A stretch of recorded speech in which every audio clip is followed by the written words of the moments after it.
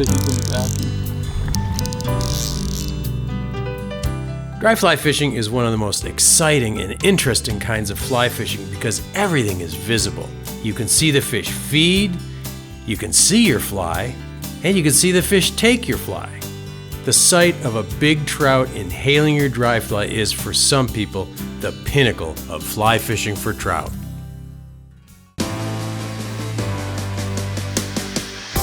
Oh yeah, nice fish!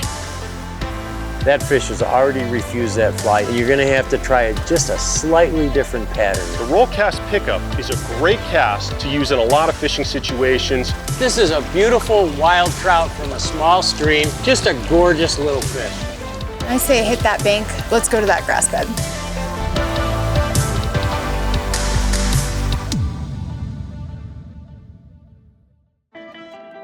The Orvis Guide to Fly Fishing is supported by Orvis Fly Fishing,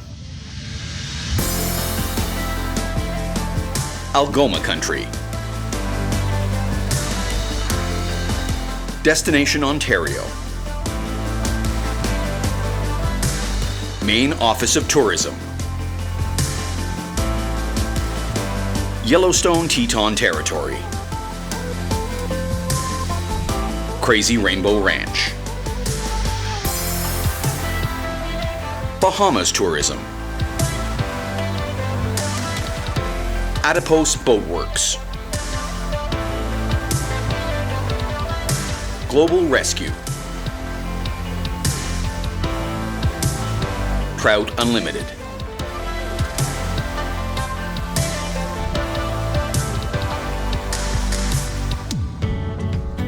Dry fly fishing for trout is what many people imagine when they think of fly fishing. There's nothing that gets your heart racing like the sight of a big trout feeding on the surface, but conditions have to be right for dry fly fishing.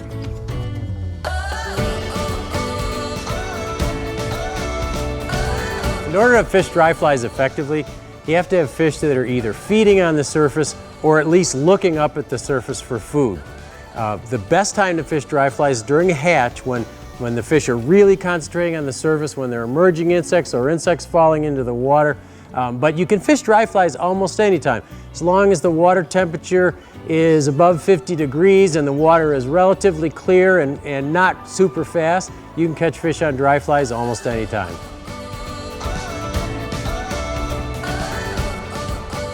Here are some of the times dry flies are most effective.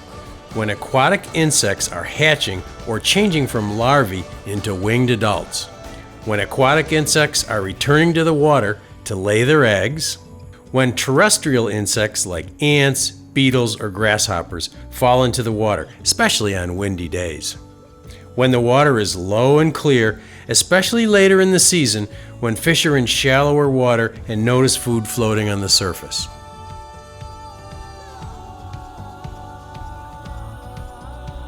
Don't start casting the minute you see a fish rise. I know it's hard to resist, but you'll be less frustrated and have more fun if you hold off.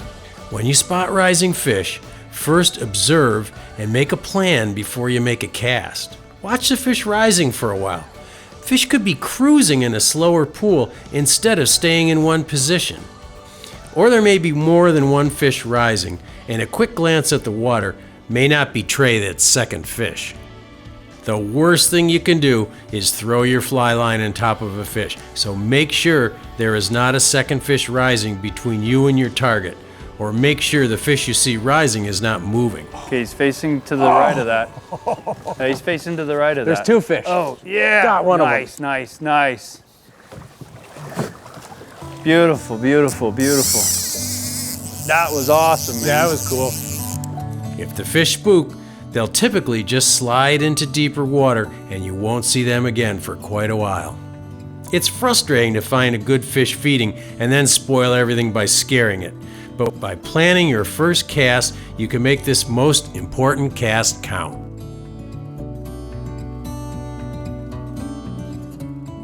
Rise forms, or the way a trout moves water when it feeds on the surface, can tell you something about what a trout is eating.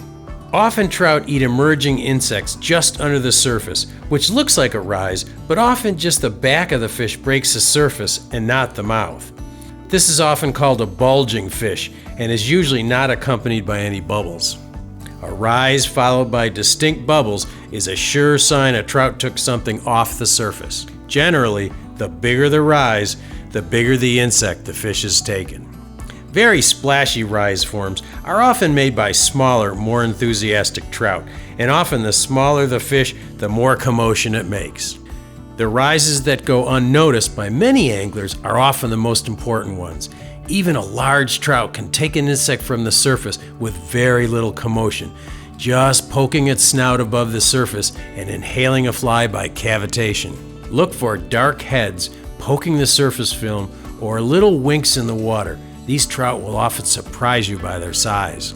You can usually tell a big fish by the deeper sound it makes when it rises.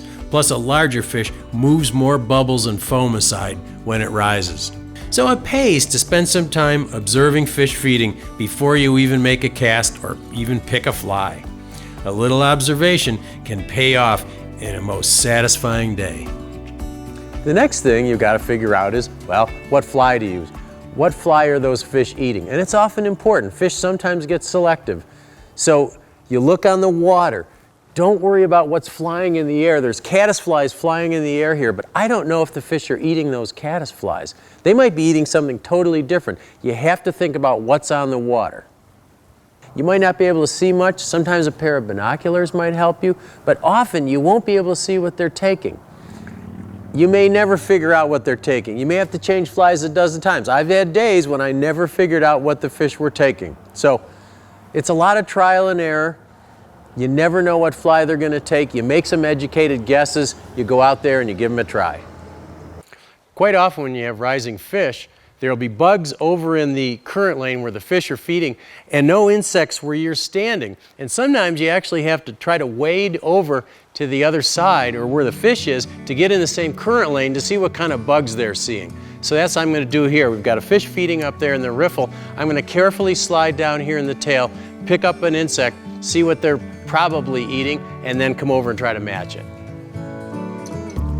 So what I got here is a little PMD mayfly. Now he got a little bugged up when I caught him.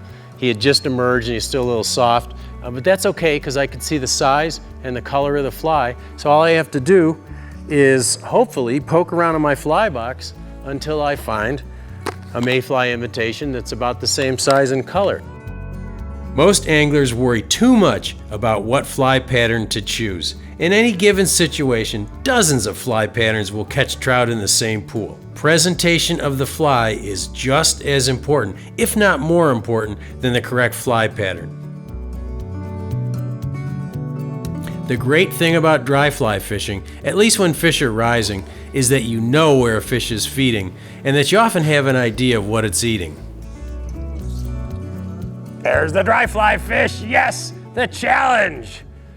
The challenge has been met. A beautiful brown trout. Yay!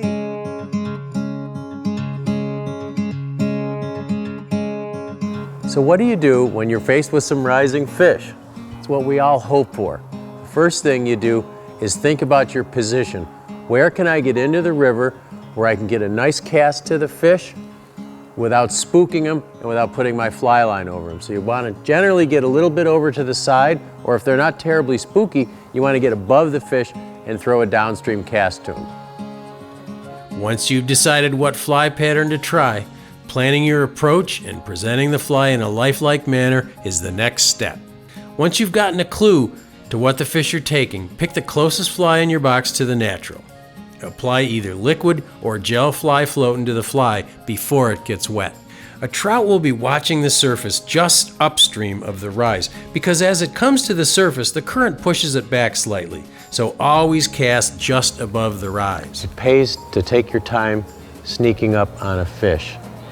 You never know exactly how close you can get, and sometimes you blow it, but the closer you can get, the more accurate cast you can make. It's a stalking game, and that's what makes it so much fun. Once you've moved up a little bit, you may lose sight of where that fish was that you were going to target. So it's best to stop and wait for the fish to feed again so you know exactly where it is. Here you can see a fly cast directly to the rise, So the fly landed behind the fish and the fish didn't see the fly. Your first float over a fish should be your best. With every subsequent cast, you risk spooking the fish or it may see your fly drag. Carefully place the fly upstream of the fish so that it floats over the fish without drag. Drag is the most common reason a fish does not take your dry fly, and avoiding drag is even more important than having the perfect imitation. Slackline presentations like the reach cast, the parachute or tower cast, the S-cast, or curve cast will be essential in all but the most uniform currents. Some days, dry fly fishing is tough, and some days it's incredibly easy. And when it all works out, there's nothing better. So what do you do if the fish doesn't take the fly in the first cast? When you have fish that are showing some interest in your surface flies, but they're not taking them, they're coming to the fly, they're splashing at it, they're rolling on it, but not inhaling it, there are a couple things you can do. One is that you can put on a longer, finer tippet to try to avoid drag. Often it's just drag that's the problem. The other thing you can do, go to a one size smaller fly, or one of the best things is go to an emerger fly, something that floats just in or just below the surface. This trick of switching from a high floating fly to a lower floating emerger works wonders for many kinds of aquatic insects. Caddisflies, mayflies, and midges in particular.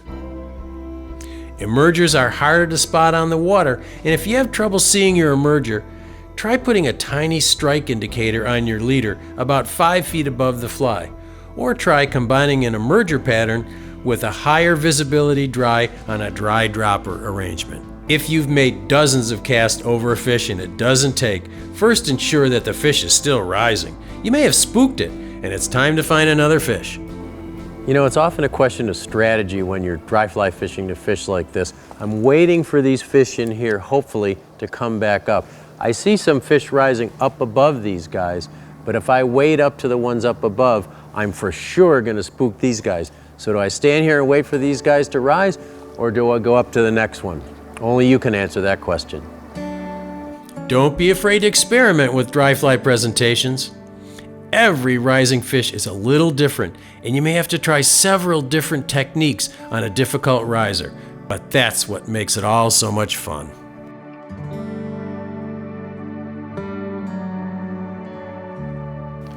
When you've got fish that are occasionally rising and you know there's an area that's really stacked with fish, or if you're just prospecting for fish in faster water, good thing to use is a dry dropper. And all you need to do is take a high floating dry fly, tie a piece of tippet on the bend of that dry fly, and tie a small nymph or a larger nymph if you've got a big high floating fly on the end.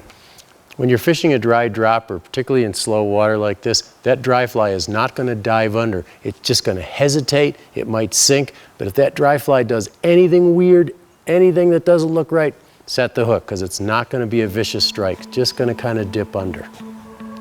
You can fish a high floating dry fly in combination with a smaller dry, with an emerger, or with a nymph.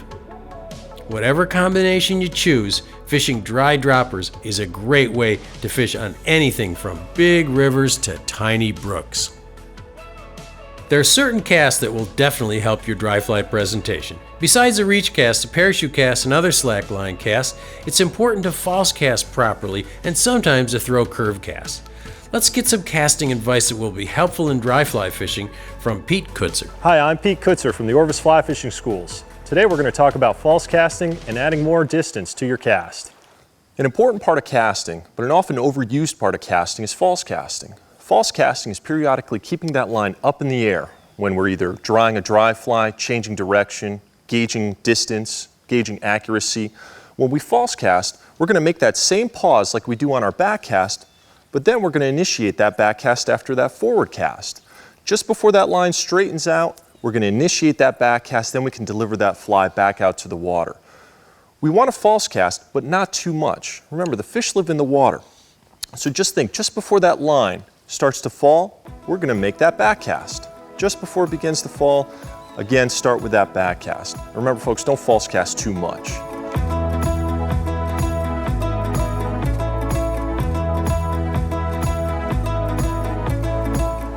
Sometimes a situation arises where you got to get your fly to actually curl around something. Maybe you want your fly to crawl up the bank when you're stripping a streamer in, or sometimes there's a stump or a rock that you got to get that fly around. In that situation, we want to use a curve cast. And there's a couple different ways to throw a curve cast. One way is to make a very side angle cast where we take that rod and then we overpower it.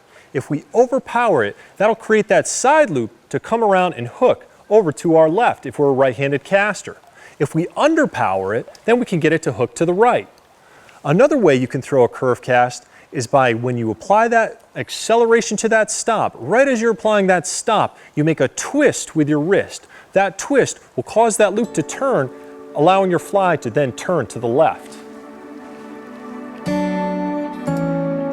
All right. Just because the fish aren't rising doesn't mean you can't catch them on a dry fly, particularly on a stretch of water like this where the water's low, clear, relatively shallow. We know there's trout in here, and there are some insects hatching. There's an occasional rise, but nothing that we can really target. But you can blind fish or prospect with a dry fly by poking a dry fly into the likely looking places, which is what we're going to try now. So I've got a piece of water here, a nice riffle. I'm pretty sure there's fish in there. I'm just going to fish this dry fly in all the likely looking places. I'm going to concentrate on the foam line because that's where the food is and that's probably where the fish are going to be located.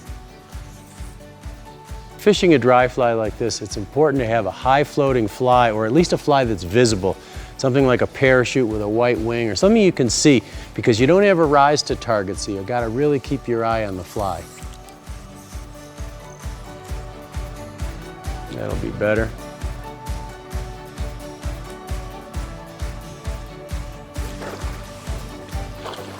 Oh, caddisfly did the trick.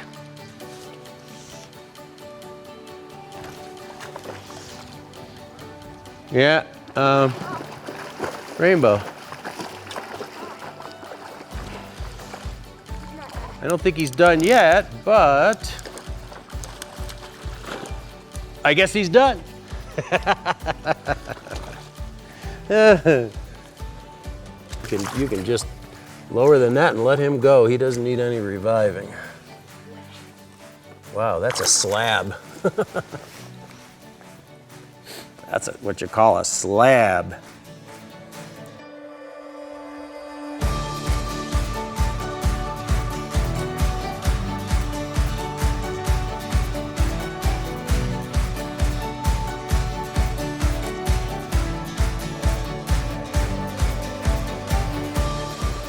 We're here on the Gallatin River, just upstream of Big Sky, Montana. Beautiful, crystal clear stream that starts in Yellowstone Park. The water isn't too high, it's clear. I know a fish can see a dry fly. Never fished here before, so I'm gonna start with a pair of dry flies. A stimulator, big stimulator to imitate maybe a stonefly or one of the grasshoppers there, and then an elk-hair caddis to imitate the spruce moth, which has been flying around and gets in the water quite a bit. So we'll poke around in this little pocket here and see what happens. What I'm doing here is just hitting all the little pockets that look good. A couple casts in each spot. I'm not going to waste a lot of time here.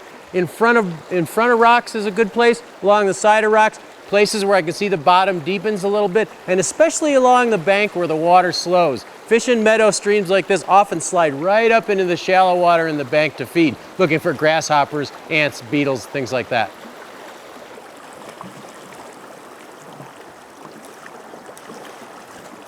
Oh! The fish aren't really where I expected them to be today. The fish are all over in the shallower water instead of in the deep slot, which tells me there might be a bigger fish in the deep slot, but not coming up for the dry fly. Oftentimes when you fish a new stream like this, it takes you a while to figure out where the fish are laying, so you have to really poke around and do a lot of prospecting with the fly. Pretty little rainbow trout. Also took the elk-hair caddis. Thank you, buddy. I traveled to Alberta to join my friend Dave Jensen, who taught me a lot about small stream dry fly fishing. So Tom, what we got here today, we're going to be walking up a tiny little spring creek, and Right in front of us here we have a beaver dam that's backed that water up. So it's crystal clear water. Yeah. And what this beaver's done, it's real shallow here, but we're gonna get into kind of a trough as it goes all the way up. And on either side, there's a drop off right against the grasses that the trout will hold right tight to the grasses, come out, feed, and go back. Now, they'd be normally hard to see, except in this crystal clear water, you can pretty much just walk along real slow, look at the base of the grasses, and walk up. We're looking for heads, pectoral fins, and tails. Okay. On some of the bigger males, they're gonna have that big flagging tail. Right. And that's a dead giveaway that he's there. Okay.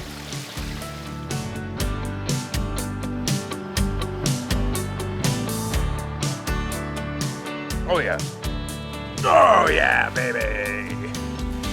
Ha ha. Another weed boy.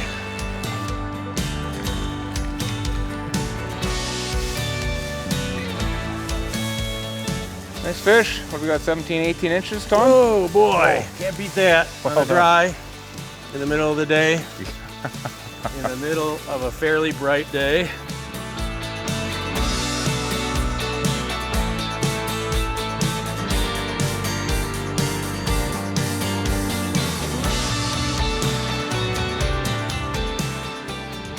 There is nothing like a rise of a trout to your floating fly.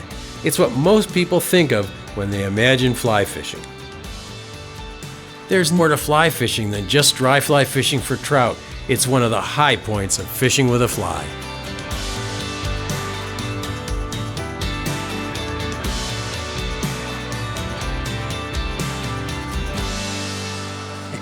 Whoa! Don't forget, dry fly fishing, like any other kind of fishing, there are no magic bullets. Keep trying different flies in different presentations until you crack the code. And don't worry if you lose a fish. The Orvis Guide to Fly Fishing is supported by Orvis Fly Fishing, Algoma Country, Destination Ontario, Maine Office of Tourism, Yellowstone Teton Territory, Crazy Rainbow Ranch, Bahamas Tourism, Adipose Boat Works, Global Rescue, Trout Unlimited.